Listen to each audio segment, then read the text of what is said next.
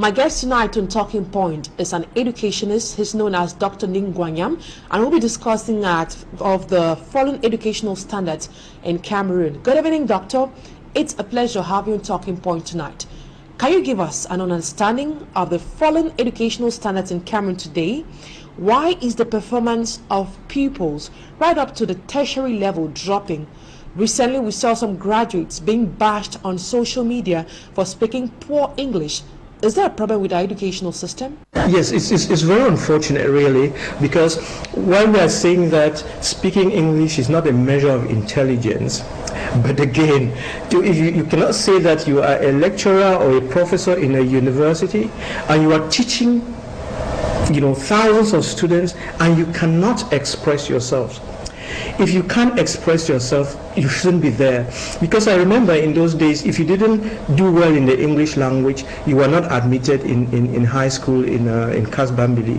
And to have passed the GCE meant that you also had the English language as a pass, and that you were able to use the language. You could write the language, you could speak it, and you could communicate. You could hold a conversation in that language.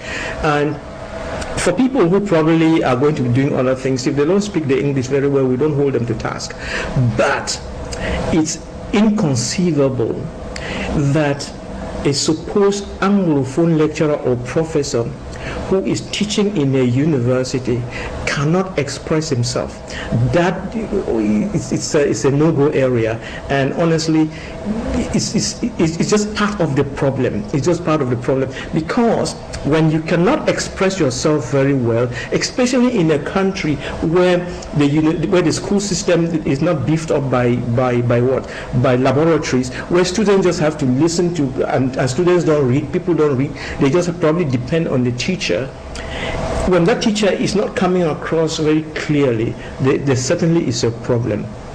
I'm sure we've dealt enough with that, but if you can permit me, let me go ahead to explain this thing about the falling standards of education. So, like we said, when we are talking about education, we are looking at a couple of things. What is education? Why is it important? Why is it important? And how do we go about it so that we have a good education? When we don't get these things clearly, when the vision, the understanding, and the purpose of education is not properly defined, we are bound to make a lot of mistakes. We are bound to be riding a wrong horse, and we will not even know that we went wrong because we didn't even define what our track was. So when you send a child to school, that child should go to school and learn the theories and the principles about how things operate, principles of physics, principles of economics, biology, chemistry, language, philosophy, I don't know what. Then a good chunk of what students should do, practical work, is what has been absent. We just came back from a graduation at the University of Boya, where Professor Halley, the dean in charge of the Faculty of Medicine, was complaining so bitterly because he doesn't have a teaching hospital. There is no way you can teach medical doctors and you don't have a teaching hospital. Dr. Nick, let's look at the issue of sexual transmissible marks and also the use of artificial intelligence. With the case of AI, some students are reported to use this tool to write their report. The fact that some students refuse to think out of the box, how can it possibly affect their performance in the job market? Yes.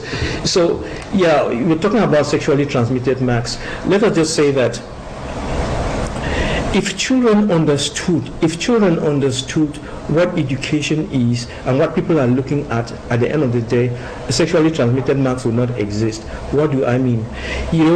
If we had gotten to a place like America where you brandish your certificate, nobody looks at it. When you go to America with a certificate, bring the best certificate, color it as much as you want. When you show them, tell them it's a PhD plus or PhD whatever, they don't care. They ask you one question: what can you do? So if you can transmit the capacity to do sexually, okay, that's your trouble.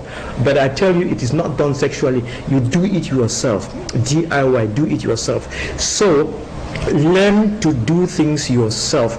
All those certificates, even Cameroon, I'm telling you, it's all bullshit. All those certificates is bullshit. What matters is what can you do. Have the certificate, but the certificate should be a proof of what you can do. If you have a certificate and you cannot do, you'll fail big time. So, and then people who are using AI, you are using AI to write your thesis, AI. When you use AI, AI is a very good tool. AI, you have a question, you go to AI, AI throws all the answers at you and so on. Then use your own mind, use your own words, and then rechurn it, restate it in your own words, restate it even in your own mother tongue, so that you understand. You could say it in your own words. Then use.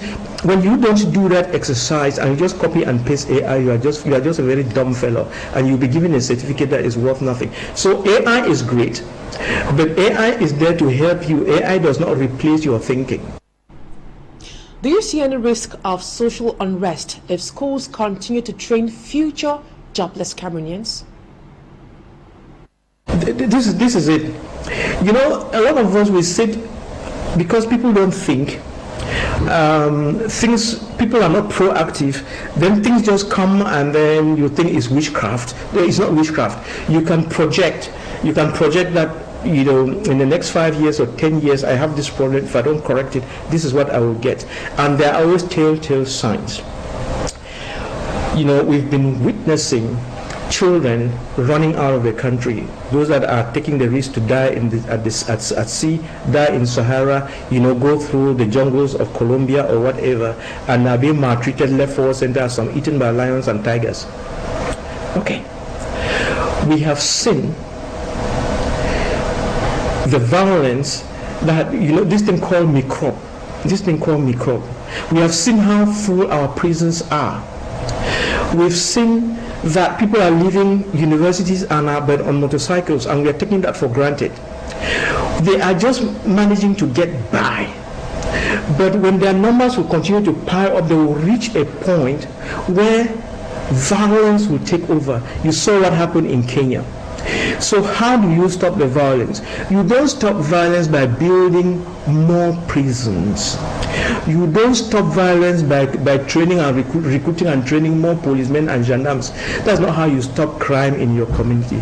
You stop violence and crime by feeding the young people, by meeting their needs, by making sure that they can. A young man, when he goes to school, he is sure that when he reaches 24, 25, he can get married like anyone else, that he can have a job or create himself a job. Then he and his wife working together, they will have a successful family, and at 35 they could see that they are growing, and by 40 they are millionaires. That is what children want. But we have done our country in a way that, you know, we think we are put in the minds of young people that everybody has to work in the civil service and everybody has to write a concours. It's all wrong. There are 350,000 people working for the civil service now, and it's all full. And besides, they're not even effective. If you like to increase to 1,000 to a billion, it changes nothing. What we need to do is to give our youth the skills to be able to help themselves, give them the skills and create an enabling environment where they can express their talents and express themselves and grow. Help youths to put money in their pocket. That is the thing. If you don't do that, because if you know Maslow's hierarchy of needs, where you have the physiological needs in the level 1, which is food, water, and a couple of other things, then the second one is safety and security, the third is love, the fourth is ego, and the fifth is self-actualization. If you don't help people to climb up this ladder of needs, they will come after you. From what you are saying, the whole system should be brought to a halt and everything changed from square one. To add to that, are you convinced that the import substitution can solve the problem of rising unemployment in this country? President Paul Biya is talking of import substitution and eventual emergence by 2035. It only happens when you train your own youths to be able to solve your own problems. There's no way you can bring Chinese and French and Lebanese and so on into a country and think that they will solve your problem. They cannot solve your. They are there for their economic interest. You effectively transfer technology only when you have trained your own children to have those skills that you bring foreigners to give you. So the sooner we learn that, that is the way to do it, and begin to bring up all our youths so that at least 80% of our youths are trained in the STEM, science, technology, engineering, mathematics, agriculture, leadership, entrepreneurship, financial intelligence, emotional intelligence, all these things packaged together. Once we begin to do that, we'll get it right. And when we are talking about STEM education, let us go over it again. Yes, you need to have, train the children, give them the theories and so on, but that's 30 to 40%.